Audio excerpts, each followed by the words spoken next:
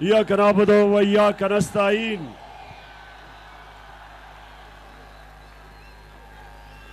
लाहौर, ये आखिरी जलसा मेरी कैंपेन का। देखिए, पहले तो मैं सलाम करता हूं अपनी फैमिलीज और ख्वातीन को। माशाअल्लाह। देखें, थोड़ी खामोशी खामोशी। बस बस बस बस बस। जब एक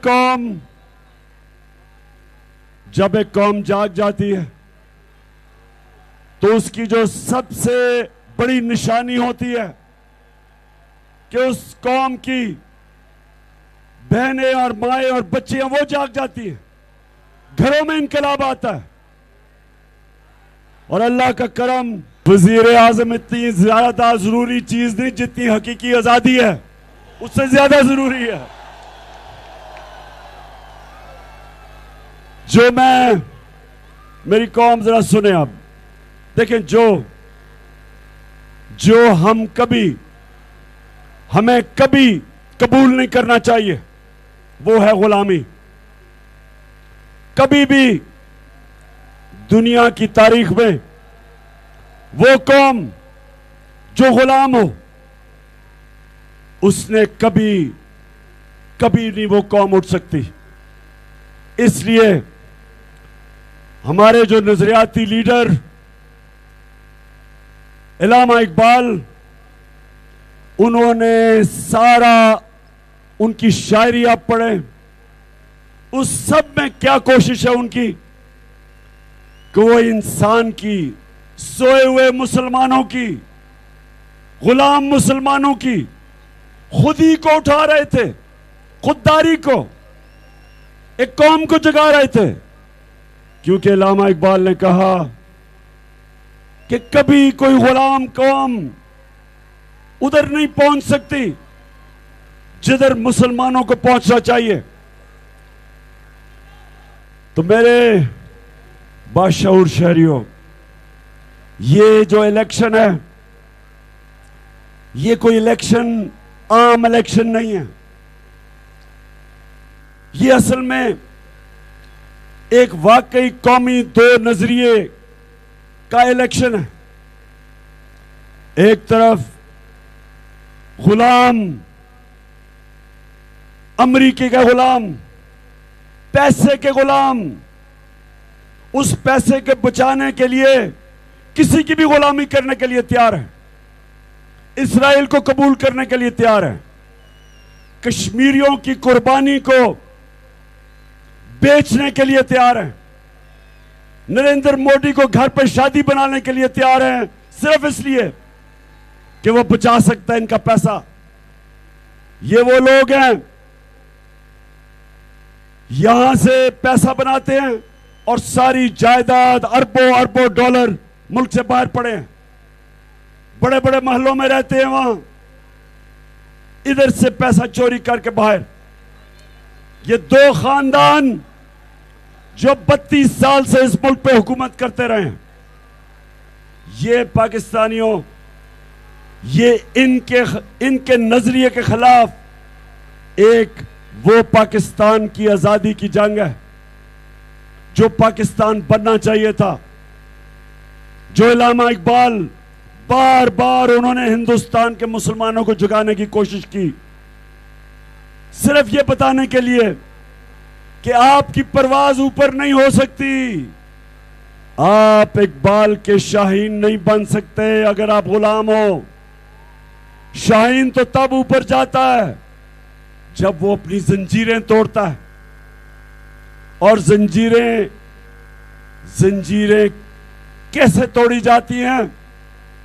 वो जो पाकिस्तान का नारा था कि पाकिस्तान का मतलब क्या, ला इलाहा इल्लल्लाह, जंजीरें तोड़ता है, इंसान को आजाद करता है, इंसान की परवाज ऊपर लेके जाता है। मौलाना रूमी ने कहा कि जब अल्लाह ने आपको पर दिए, क्यों चूंटियों की तरह जमीन पे रेंग रहे हो? गुलाम नीचे रेंगते हैं, غلام اچھے غلام بن جاتے ہیں لیکن رہتے زمین پہ. پرواز صرف آزاد انسانوں کی، آزاد ذہنوں کی، آزاد سوچ کی، صرف وہ اوپر پرواز کرتا ہے. یہ سارا علامہ اقبال نے جب بار بار مسلمانوں کو جگانے کی کوشش کی تو ان کا مطلب یہ تھا کہ وہ دیکھنا چاہتے تھے کہ جس طرح میرے نبی صلی اللہ علیہ وسلم نے مدینہ کی ریاست ان اصولوں پہ کھڑا کر کے لا الہ الا اللہ سے ان کے زنجیریں توڑ کے دنیا کی امامت کروائی مسلمانوں سے. تاریخ اس چیز کی گواہ ہے کہ 622 ہجرت مدینہ کی،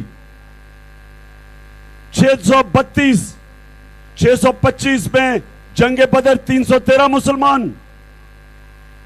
632 میں نبی صلی اللہ علیہ وسلم پردہ کرتے ہیں دنیا سے، اور 636 اور 27 دو سپر پاورز رومن ایمپائر اور پرشین ایمپائر گھٹنے ٹیکتا ان کے سامنے.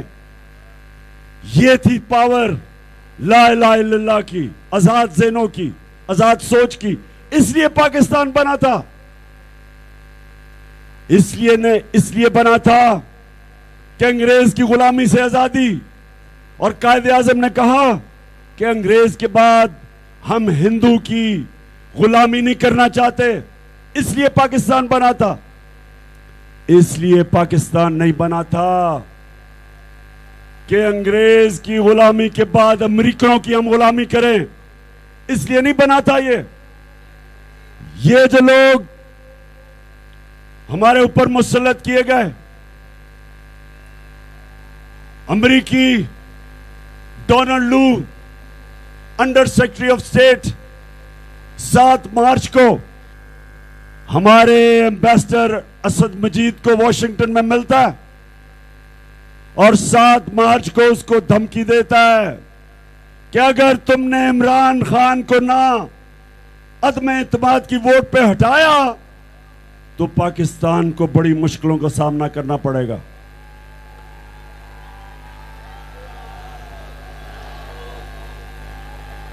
اور کہتا کہ اگر تم نے اس کو ہٹا دیا تو سب معاف کر دیں گے. پتہ نہیں ہم نے کیا جرم کیا تھا جو اس نے معاف کرنا تھا، لیکن اس کا تکبر دیکھو پاکستانیوں، تکبر دیکھو اس کا کہ ایک ایمبیسڈر کو کہہ رہا ہے کہ اپنے پرائم منسٹر کو جب تک نہیں ہٹاؤ گے تو امریکہ ناراض ہو جائے گا. تو یہ میں اپنی قوم میں آپ سب کو سامنے یہ کیوں بتا رہا ہوں چیزیں؟ میں اس لیے آپ کو بتا رہا ہوں کہ جب اس نے یہ کہا اگلے دن عدم اعتماد ووٹ ہوتی ہے، جس کو بھی وہ پیغام دے رہا تھا، کیونکہ مجھے تو نہیں دے رہا تھا، جس کو بھی اس نے پیغام دیا اگلے دن عدم اعتماد.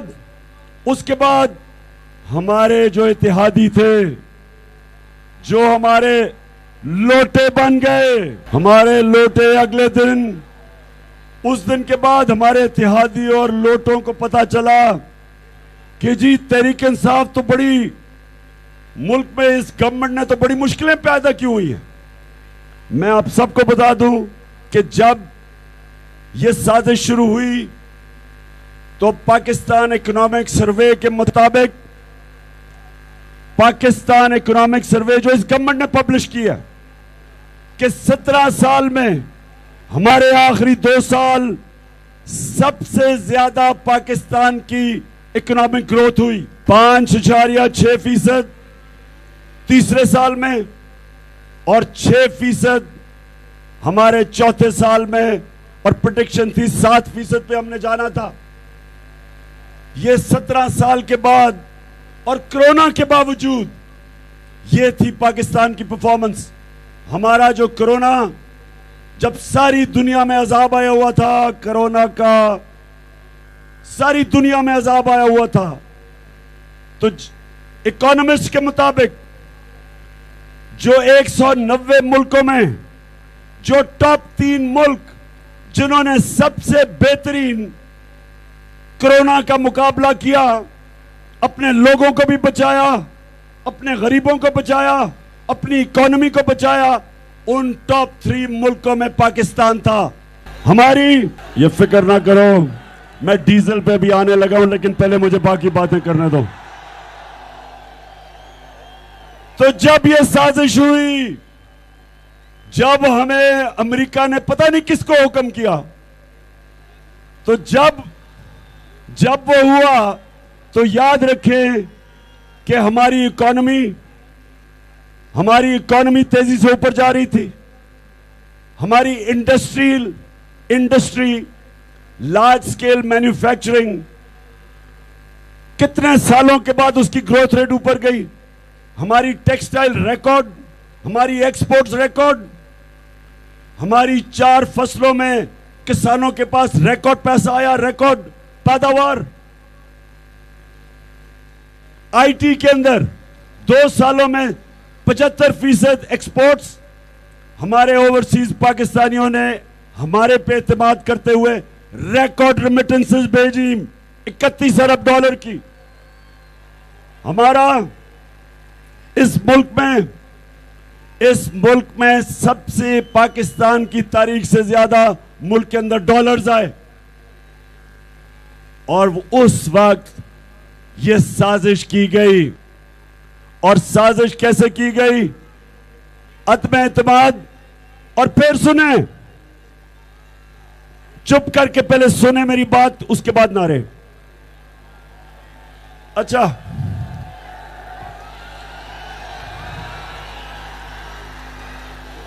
کیونکہ آخری جلسہ ہے، یہ آخری جلسہ ہے، میں بڑے آرام سے آپ سب کو بتانے لگا ہوں کہ آپ سے ہوا کیا اور اب ہم نے کرنا کیا ہے۔ اچھا، پھر کیا ہوا؟ امریکن ایمبیسی نے، یہ ذرا سنیں غور سے، امریکن ایمبیسی چند مہینے پہلے سے اپوزیشن پارٹیز کو بار بار ملنا شروع ہو گئی۔ جن لوگوں نے سب سے پہلے لوٹے ہوئے تھے ہماری پارٹی میں، ان کو بلا کے ملنا شروع ہو گئے، بار بار ان کو ملے اور ان سے بیٹھ کے عدم اعتماد کی بات چیت شروع کی، ابھی بہت پہلے۔ اس کے بعد ساری قوم کے سامنے جو ہوا، میں آج خاص طور پہ پھر سے اپنے سپریم کورٹ سے پوچھنا چاہتا ہوں، عدالتیں کھل گئی رات کے 12 بجے،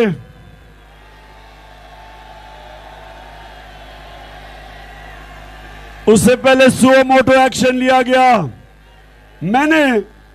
جب میں نے دیکھا کہ یہ گیم ہو رہی ہے تو میں نے کہا کہ سب سے بہتر چیز یہ ہے کہ الیکشن ہو جائیں، عوام کو فیصلہ کرنے دے، جس کو عوام چاہتی ہے اس کو پرائم منسٹر اور گورنمنٹ میں لے آئیں۔ میں نے الیکشن کا کہا، سپریم کورٹ نے سو موٹو ایکشن لیا۔ اس کے بعد جو ہوا وہ سب کے سامنے ہے، لیکن میں بڑے ادب سے سپریم کورٹ سے پوچھنا چاہتا ہوں کہ ایک جج نے کہا کہ میرے اوپر آرٹیکل 6 یعنی غداری کے اوپر لگنا چاہیے۔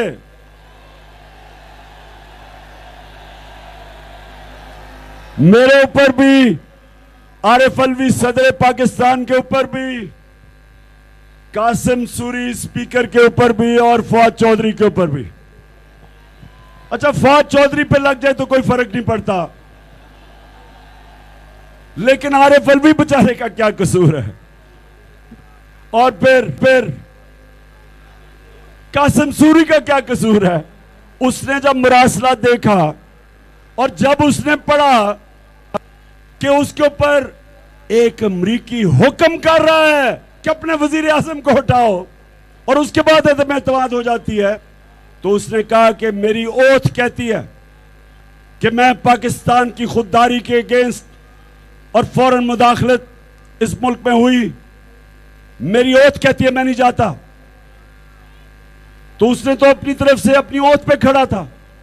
مجھے صرف اعتراض کیا ہے کہ سپریم کورٹ نے کہا جی اس کے اوپر انویسٹیگیٹ نہیں ہوا۔ کس نے انویسٹیگیٹ کرنا تھا؟ ہم نے تو پوری کمیشن بنائی تھی انویسٹیگیشن کی۔ اس گورنمنٹ آئی، انہوں نے احتسابی ختم کر دی۔ انہوں نے بھی نیشنل سیکورٹی کاؤنسل بنائی. اس میں کہا گیا, نیشنل سیکورٹی کاؤنسل میں کہا گیا کہ مداخلت ہوئی تھی اور امریکہ کو ڈیمارش کیا گیا. تو مجھے یہ بتائیں کہ اس گورنمنٹ کا کام تھا کمیشن بنانا, لیکن یہ کیسے بناتے؟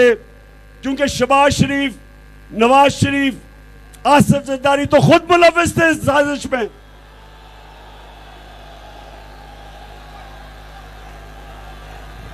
ہم نے پیغام دیا, سپیکر نے سپریم کورٹ کو وہ مراسلہ بھیجا, سائفر جو لیٹر تھا, صدر پاکستان نے ان کو لیٹر بھیجا کہ انویسٹیگیٹ کرو, کمیشن بناؤ. اتنا بڑا ظلم ہوا ہے ملک میں.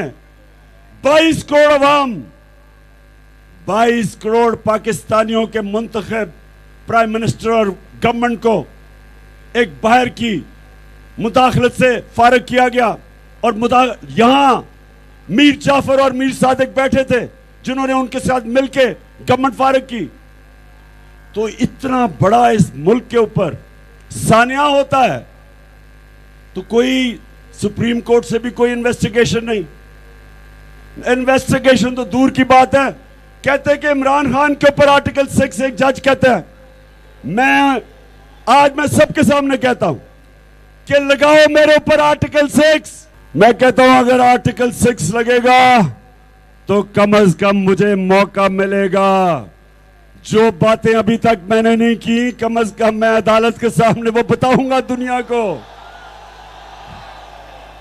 کہ ہوا کیا اس قوم سے کہ ہمیں ایک گورنمنٹ کو ہٹا کے چوروں کو اوپر بٹھا دیا. یعنی وہ چور, پھر سے میں کہتا ہوں, 30 سال سے اس ملک کو لوٹ رہے ہیں. پہلے جنرل مشرف نے ان کے سارے کرپشن کے کیس زرداری کے اور شریف کے معاف کیے, NRO دیا, ملک کو اربوں روپے کا نقصان کروایا. میں نے تب کہا کہ جنرل مشرف آپ کو کس نے اجازت دی تھی کہ قوم کا پیسہ چوری ہو اور آپ معاف کر دیں؟ اپنا پیسہ چوری ہوا معاف کریں, قوم کا پیسہ آپ کیسے معاف کر سکتے ہیں؟ اس نے معاف کیا. 10 سال یہ دونوں بیٹھے رہے. انہوں نے اس ملک کے اوپر 4 گنا زیادہ قرضہ چڑھایا. 4 گنا زیادہ قرضہ چڑھایا انہوں نے. خود اربوں روپیہ بنایا, قوم کو مقروض کیا. اور اس کے بعد جب میں وزیر اعظم بنا تو انہوں نے 3.5 سال مجھے بلیک میل کرنے کی کوشش کی کہ NRO دو. اور آپ سب کو پتا ہے, میں نے کہا اگر میں نے تمہیں NRO دیا, میں اس قوم سے سب سے بڑی غداری کروں گا. اور پھر اس سازش کے تحت یہ ملک کے اوپر آ گئے اور آتے ساتھ ہی ملک کی معیشت تباہ کر دی. آج بلومبرگ جو ایک انٹرنیشنل میگزین جو دنیا کی اکانومیز کی ان کے جائزہ لیتا ہے, اس کے مطابق پاکستان 4تھے نمبر پہ ہے. وہ ملک جو ڈیفالٹ کرنے جا رہا ہے, یعنی کہ جو اپنے قرضے واپس نہیں کر سکے گا, جس طرح سری لنکا کا دیوالیہ نکلا ہے. ہم 4تھے نمبر پہ ہیں, سری لنکا نمبر 1 پہ.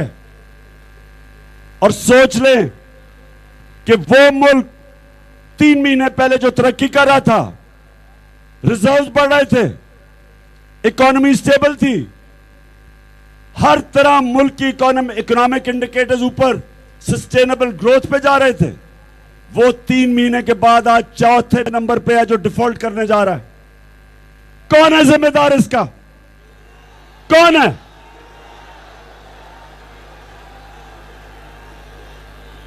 بجائے اس ملک میں ایک کمیشن بنتی اور پتہ چلاتی کہ کس نے ان چوروں کو اوپر مسلط کیا, کس طرح کی سازش ہوئی, بجائے وہ بنتی کہتے عمران خان پہ آرٹیکل 6 لگے. میں آج پھر کہتا ہوں کہ آرٹیکل 6 لگاؤ, کیونکہ میں ایک ایک چیز جانتا ہوں جو ہوا, جو میں چپ ہوں ابھی تک, جو آپ نے ملک سے کیا.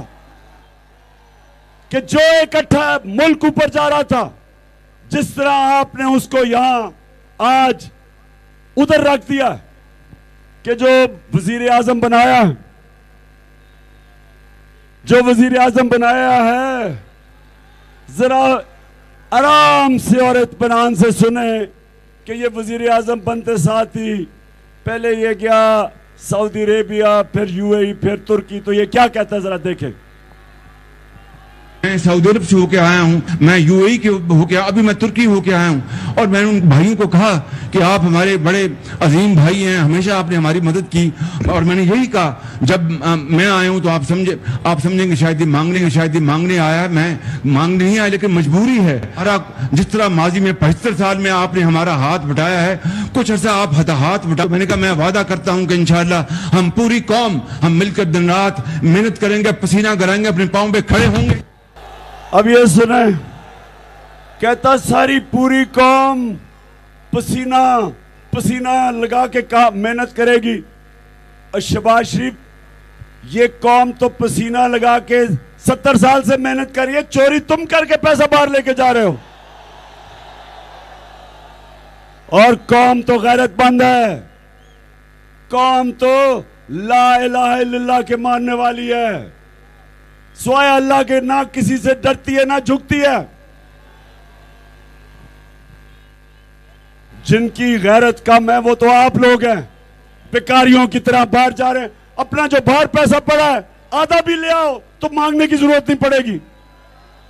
اچھا، اب یہ آپ نے دیکھا، اب ذرا بڑے بھائی صاحب کو دیکھے، یہ جب صدر اوباما کے ملنے گئے تھے، امریکی صدر، ذرا دیکھیں کیا ہوتا ہے۔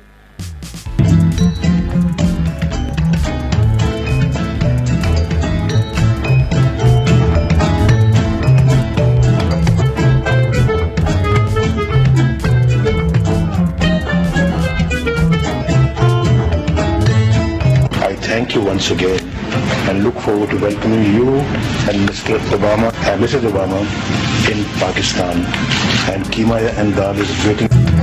میں نے بڑے بڑے لوگوں کو تھینک یو کرتے سنا ہے، لیکن کسی نے پرچی پڑھ کے تھینک یو نہیں کبھی کیا۔ اس کی وجہ ہے جناب نواز شریف صاحب ایسے بیٹھے ہوئے تھے کہ سامنے کوئی ہیڈ ماسٹر بیٹھا ہے، بلکہ ہیڈ ماسٹر بھی نہیں،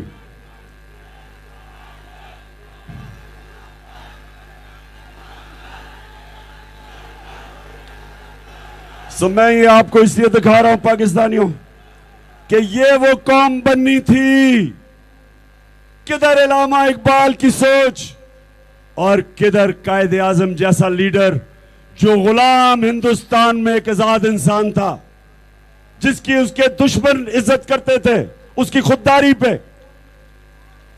اور یہاں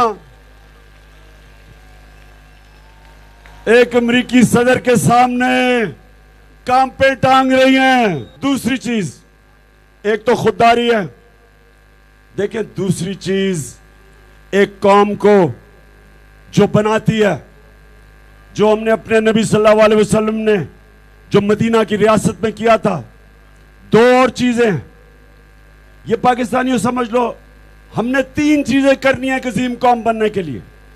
ہم تب تک نہیں بن سکتے جب تک یہ 3 چیزیں نہیں۔ نمبر 1، خودداری۔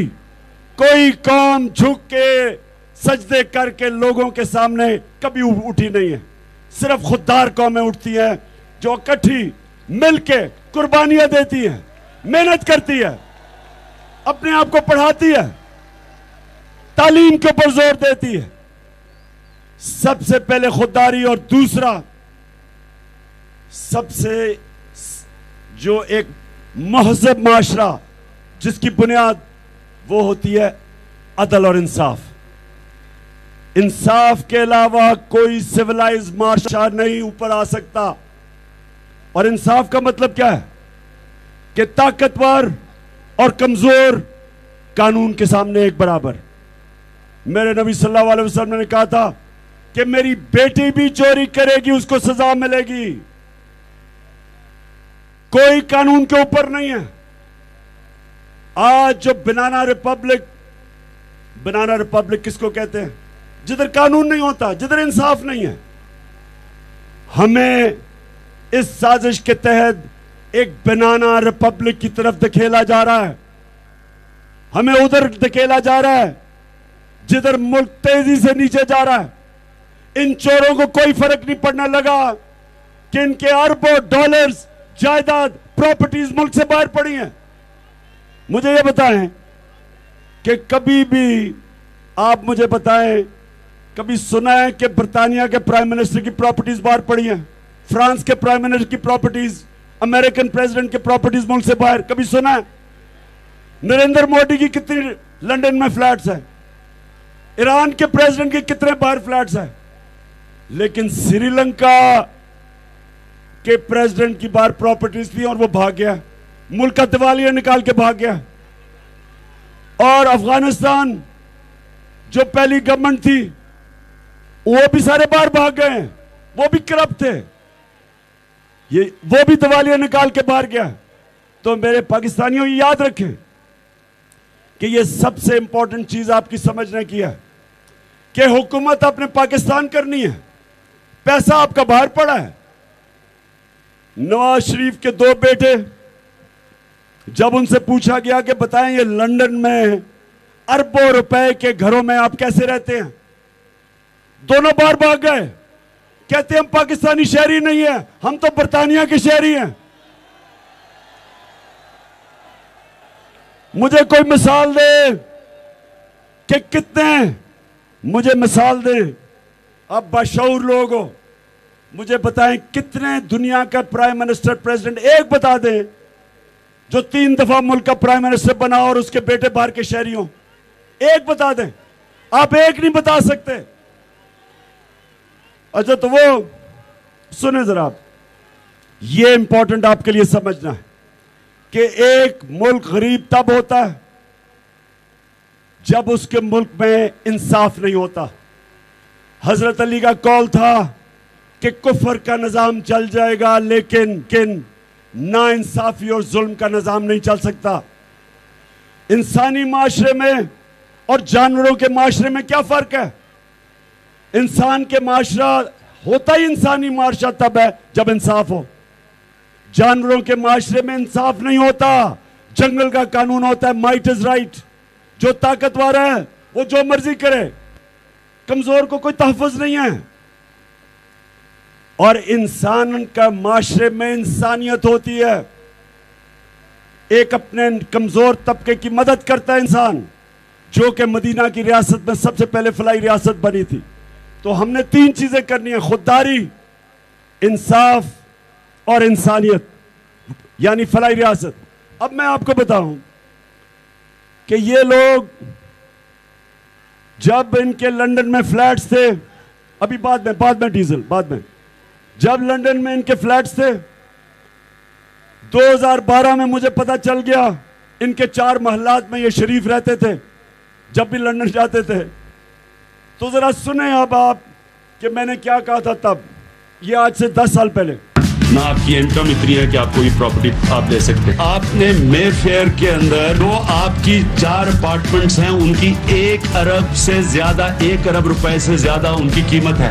अब 4.5 अरब तक पहुंच गई है उनकी कीमत। आपने अपनी जो टैक्स में टोटल आमदनी बताई है 94 में 1.5 लाख रुपए है। मुझे ये बताएं कि आपने अरबों रुपए की मेफेयर में प्रॉपर्टी खरीदी कैसे?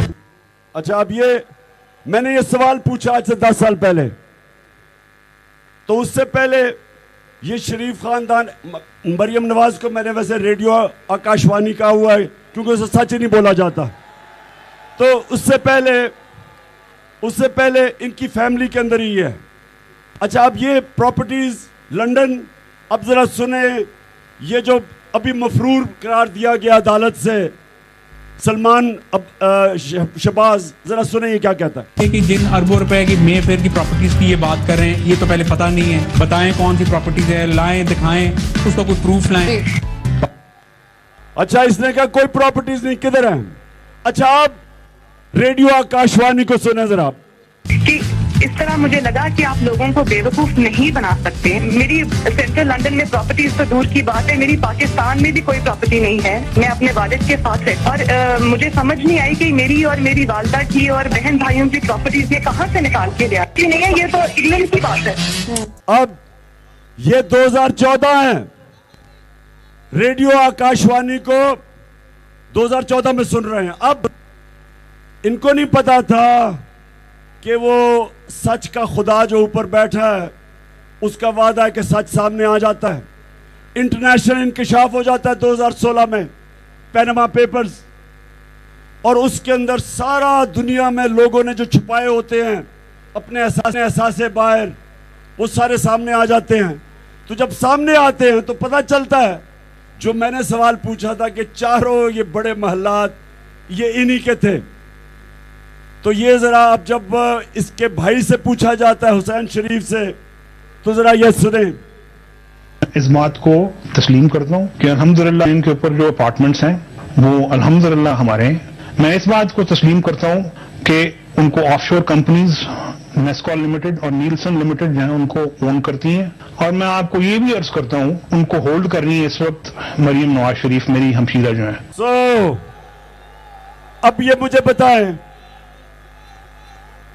اب مجھے یہ بتائیں کہ دنیا کے اندر کہیں یہ ہو کہ آپ پکڑے جائیں, آپ کے پاس اربوں روپے کی بار پراپرٹی ہو, آپ ایک رسید نہ دے سکیں کہ یہ پراپرٹی کدھر سے آئی, کون سے پیسے سے آئی, سیدھا جیل ہے.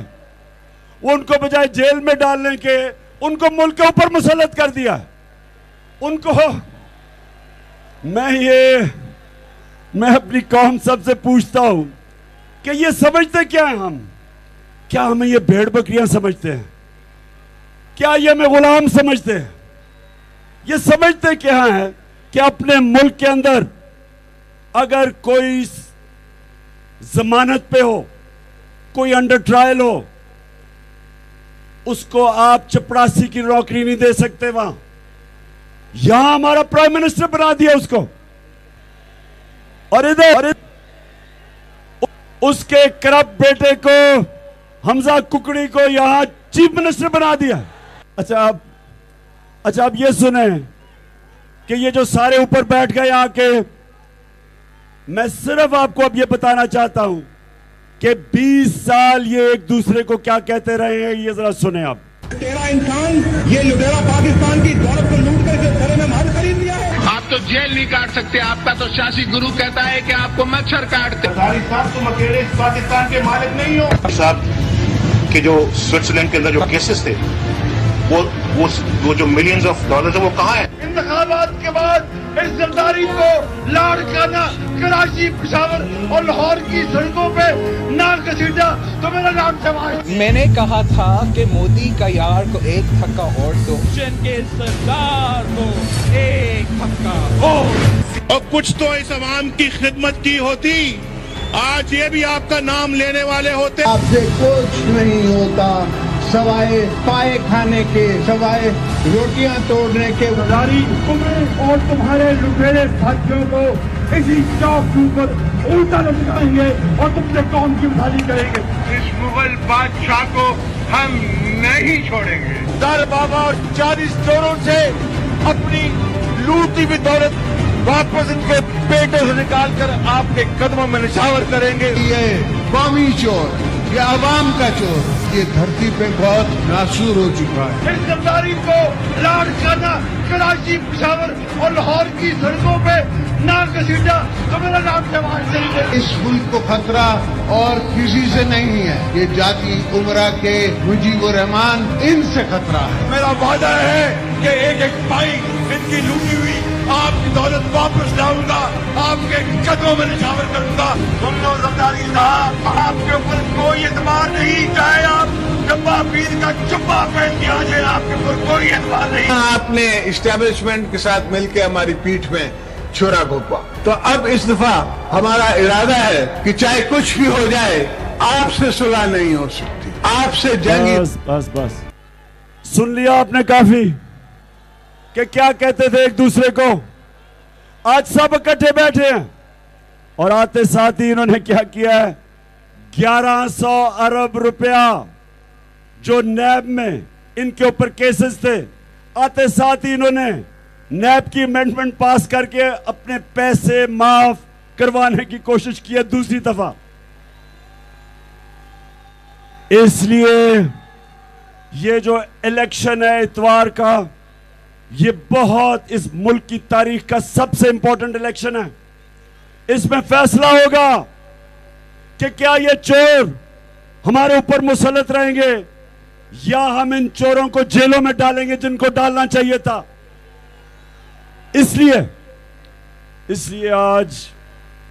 मैं सबके सामने अपनी आखिरी, मेरी 15 मिनट रह गए तकरीर खत्म होने को, टाइम खत्म हो जाएगा, तो मैं इसके अंदर आपसे जो देखें, हम 22 करोड़ लोग हैं, हम 22 करोड़ लोग हैं, हमारी इतनी तौहीन की है कि इन्होंने साजिश करके और यहां के मीर जाफर और मीर सादिक ने उनके साथ मिलके इन चोरों को हमारे ऊपर मुसल्लत किया। हम 22 करोड़ लोग हैं, हमारे अब ऊपर है कि क्या हम इनको इस तरह की साजिश को कामयाब होने देंगे या नहीं। अब हमारे ऊपर है, 22 करोड़ पाकिस्तानियों पे है कि इन्होंने इनकी धांधली, और मैं आज ही आपको बता रहा हूं, इन्होंने पूरी तरह धांधली की कोशिश की हुई है। मिस्टर एक्स बैठा हुआ है यहां लाहौर में और मिस्टर वाई को मुल्तान में बिठाया हुआ है। एक उनको ऑर्डर मिला हुआ है कि किसी सूरत तुमने इनको चोरों को इलेक्शन जिताना है। मैं अपनी कौम को, 22 करोड़ लोगों को, मैं आज आप सबको एक पैगाम दे रहा हूं। अल्लाह कुरान में कहता है, मैं कभी किसी कौम की हालत नहीं बदलता। जो मर्जी कर लो, जितनी मर्जी नमाजें पढ़ो, सबसे ज्यादा सऊदी अरेबिया, मक्का, मदीना जाओ, सबसे ज्यादा आपको मुसलमान मिलते हैं। दुनिया में पाकिस्तानी सबसे ज्यादा उम्रा करते हैं। दूसरे नंबर पे पाकिस्तानी सबसे ज्यादा हज करते हैं। हम जो मर्जी कर लें, जब तक हम जद्दोजहद नहीं करेंगे, जो कुरान में अल्लाह कहता है कि मैं कभी तुम्हारी हालत बदलूंगा, जब तक तुम खुद अपनी हालत बदलने की कोशिश ना करो। हम जब तक मेहनत नहीं करेंगे, वो ऐसे ही रखेगा। हम भेड़ बकरियों की तरह रहना चाहते हैं, अल्लाह वैसे ही रखेगा। हम गुलाम रहना चाहते हैं, वैसे ही रखेगा। अगर हम आजाद, एक खुद मुख्तार, एक खुददार, गैरतमंद और एक अजीम कौम बनना चाहते हैं, तो हमें जद्दोजहद करनी पड़ेगी। अल्लाह ने हम सब के ऊपर क्यों जिहाद फर्ज किया? उसने मुसलमानों को कहा जिहाद करो। वो जिहाद क्या है? जिहाद है जुल्म और नाइंसाफी के सामने खड़ा होना, मुकाबला करना, सर नहीं झुकाना, खौफ के बुत की पूजा नहीं करना। कूफा के लोगों को पता था कि हजरत इमाम हुसैन राय हक पे हैं, लेकिन यजीद के खौफ से, उसके जुल्म से डर के उन्होंने उनकी जाके मदद नहीं की, पता होते हुए कि हजरत इमाम हुसैन हक पे हैं। और सारी जिंदगी कूफा के लोग सारी जिंदगी पछताते रहे कि क्यों नहीं उन्होंने मदद की। आज पाकिस्तानियों, 22 करोड़ पाकिस्तानियों, ये जो सारे हरबे इस्तेमाल कर रहे हैं आपको डराने के लिए, मेरे ऊपर 16 FIR काटी हुई हैं, सबके ऊपर, हमारी ऊपर की क्यादत के ऊपर FIRs, किसी के ऊपर दहशतगर्दी के केस, डॉक्टर यास्मीन के ऊपर दहशतगर्दी के केस। डराने के लिए इमरान रियाज जैसे बाज़मीर सहाफी को जिस तरह इन्होंने 4 फुट के कमरे में बंद किया। एयाज अमीर एक दानिश्वर है, रिस्पेक्टेड है पाकिस्तान में, जो उन्होंने उसको जलील कपड़े फाड़े उसके, समी इब्राहिम जो उन्होंने उससे किया, साबिर शाकिर मुल्क से बाहर भागा हुआ ये अपने आप को बचाने के लिए, सिर्फ डराने के लिए, ये खौफ के जरिए हम पे गुलाम बनाना चाहते हैं। तो मेरी कौम, ये वक्त है, आपने ये इलेक्शन देखने हैं और भरपूर तरीके से आपने सब ने निकलना है। सुबह सुबह बारिश हो रही हो, जो मर्जी हो रही हो, सुबह सुबह आप सब ने निकल के इलेक्शन में वोट डालनी है।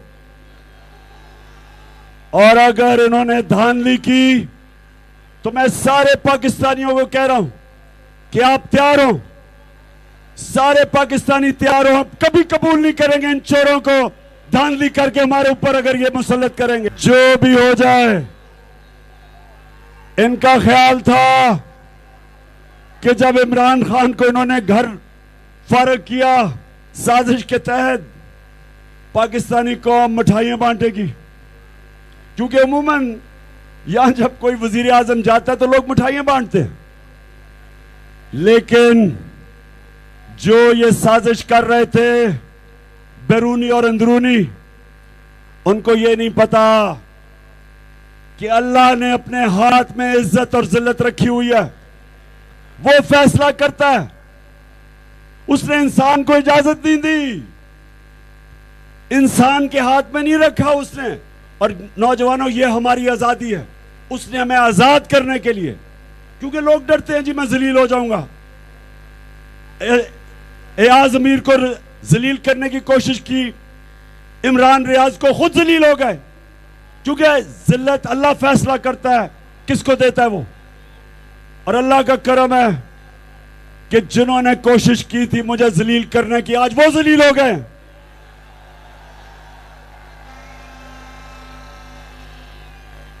लाखों लोग निकले सड़कों के ऊपर, और मैंने तब अल्लाह का शुक्र, उस दिन अल्लाह का मैंने शुक्र अदा किया।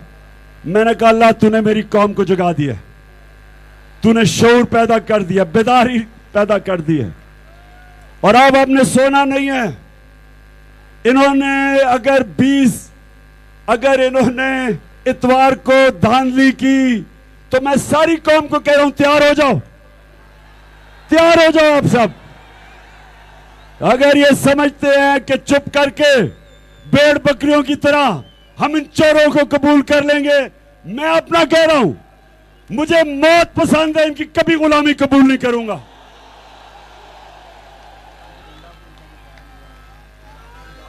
मैं आखिरी 5 मिनट में सुने, अभी मैं डीजल के ऊपर भी आता हूं 5 मिनट।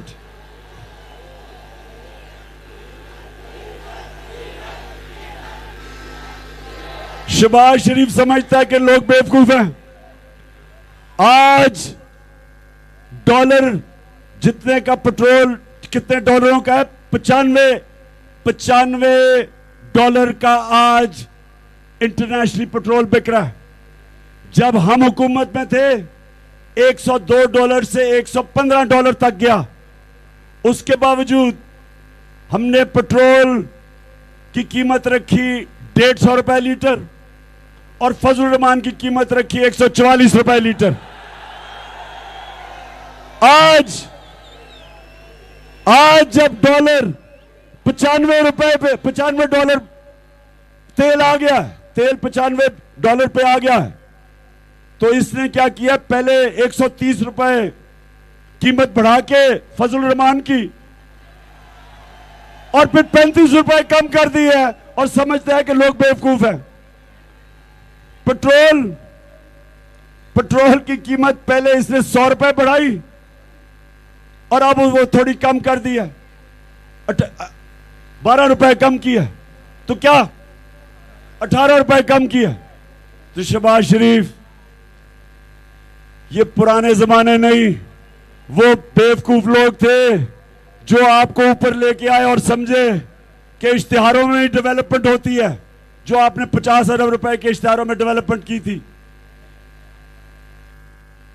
इस वक्त पाकिस्तानी कौम आपसे जो आपने वादे किए थे कि आप तेल और पेट्रोल और महंगाई कम करेंगे, इंतजार कर रही है। जरा वो میں یہ فیصل کو کہہ رہا تھا ایک ذرا تصویر آپ ضرور دیکھیں, اور وہ کیا ہے, وہ کیا ہے, ایک منٹ, ابھی نہیں. ملکہ برطانیہ کی سالگرہ. بھئی ملکہ برطانیہ اپنی سالگرہ برائے لندن میں نہیں, شہباز شریف بھاگا گیا برطانیہ کی ایمبیسی میں کہ وہ اپنا سلام کرے جی برطانیہ کی ملکہ کی برتھ ڈے ہے. اور پھر ذرا وہ چلاؤ نا, یہ برطانیہ کا امبیسڈر ہے, یہ ذرا امبیسڈر سے دیکھیں کیا کر رہا ہے پرائم منسٹر آپ کا.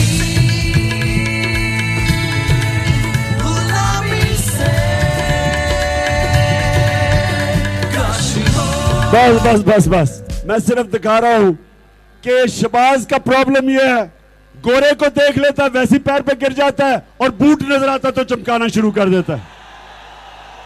اچھا, میں ایک آخر میں بڑی سنجیدہ بات کرنا چاہتا ہوں. یہ چوروں جو ہمارے اوپر مسلط کیے ہیں, یہ یاد رکھیں, یہ ملک کو ایک سب سے بڑا نقصان کیا ہے کہ یہ نون لیگ رہ گئی ہے سینٹرل پنجاب میں, پیپلز پارٹی رہ گئی ہے انٹیریئر سندھ میں, ایک پارٹی ہے جو سارے پاکستان میں ہے, وہ ہے تحریک انصاف. جو پارٹی اس ملک کو اکٹھا رکھ سکتی ہے وہ اس وقت صرف ایک پارٹی ہے, تحریک انصاف. خیبر سے لے کے گلگت سے لے کے کراچی, بلوچستان, قبائلی علاقہ, ایک پارٹی ہے جو سارے پاکستان کو اکٹھا رکھ سکتی ہے. اس کے خلاف سازش کی ہے. اور کون وہ لوگ ہیں جو اس ملک کو نفرتیں پھیلا کے تقسیم کر رہے ہیں؟ دیکھیں, ڈیوائیڈ اینڈ رول, انگریزوں نے سارے برِ صغیر پہ حکومت کی تقسیم کر کے انسانوں کو. لیڈر جو ہمارے نبی صلی اللہ علیہ وسلم تھے, رحمت للعالمین, انسانوں کا رحمت لے کے آئے, انسانوں کو اکٹھا کیا انہوں نے. اور یہ جو زرداری ہے, کبھی سندھ کی بات کرتا ہے, نواز شریف مشکل ہوتا ہے تو پنجاب کی بات کرتا ہے. یہ وہ لوگ ہیں جو ڈیوائیڈ کر کے تقسیم کر کے حکومت کرتے ہیں.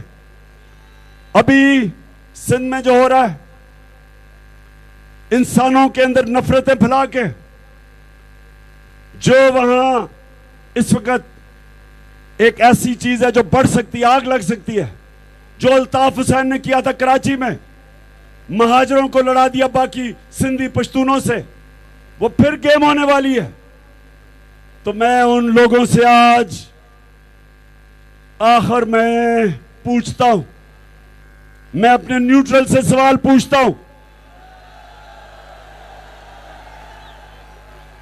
آپ کی ذمہ داری ہے کہ آپ کو سب سے زیادہ اس وقت پاور آپ کے پاس ہے.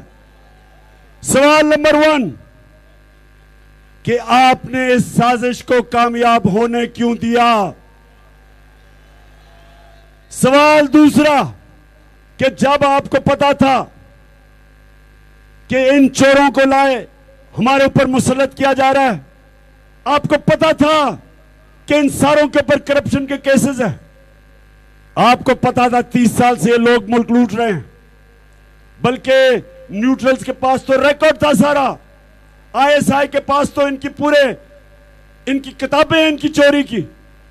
میرا سوال یہ ہے کہ کیسے آپ نے ان کو ہمارے ملک کے اوپر مسلط کرنے دیا؟ اس سے زیادہ ملک پر ظلم کیا ہو سکتا ہے کہ باپ بیٹا دونوں کو سزا ملنی تھی. 16 ارب روپے کا FIA میں کیس, 8 ارب روپے کا شہباز اور بیٹوں کا نیب میں کیس. کیسے آپ نے ان کو, اور میں الیکشن کمیشن سے پوچھتا ہوں, کیسے آپ نے ان کے پیپر پاس کیے؟ کون سی دنیا میں ملک ہے جو انڈر ٹرائل لوگوں کو اجازت دے دیتا ہے الیکشن لڑنے کے لیے؟ کون سا دنیا میں ملک ہے جو کہ ایسے چوروں کو اجازت دیتا ہے کہ سارے اپنی چوری جو عوام کا 1100 ارب روپیہ عوام کا چوری کیا وہ معاف کروائے اور پھر سے اوپر بیٹھ جائے؟ کون سا ملک ان لوگوں کو اجازت دیتا ہے ملک پہ مسلط ہونے کے لیے جنہوں نے ماضی میں आसिफ जरदारी, उसने हुसैन हक्कानी के जरिए अमेरिकनों को पैगाम दिया कि पाकिस्तान की फौज से आसिफ जरदारी को बचाओ। उधर नरेंद्र मोदी के पैर पकड़ लिए नवाज शरीफ ने कि मैं छुप छुप के मिल रहा हूं, कहीं मेरी फौज को ना पता चल जाए। बरकत दत्त किताब में लिखती है कि काठमांडू में छुप छुप के अपनी फौज से नवाज शरीफ नरेंद्र मोदी को मिल रहा था। मोदी पाकिस्तान की आर्मी चीफ को सबसे बड़ा दहशतगर्द कहता था और नवाज शरीफ उसको शादियों में बुलाता था। तो उन लोगों को कैसे, जो हमारे लोग जिनका काम, न्यूट्रल्स का काम मुल्क का दिफा है, उन लोगों को लेके आए जिधर सबसे ज्यादा खुशियां इसराइल में हुई। उसके बाद हिंदुस्तान में खुशी बनी जब मेरी गवर्नमेंट गई। कैसे इजाजत उन लोगों को दी जो पाकिस्तान के दुश्मन खुद खुश हों?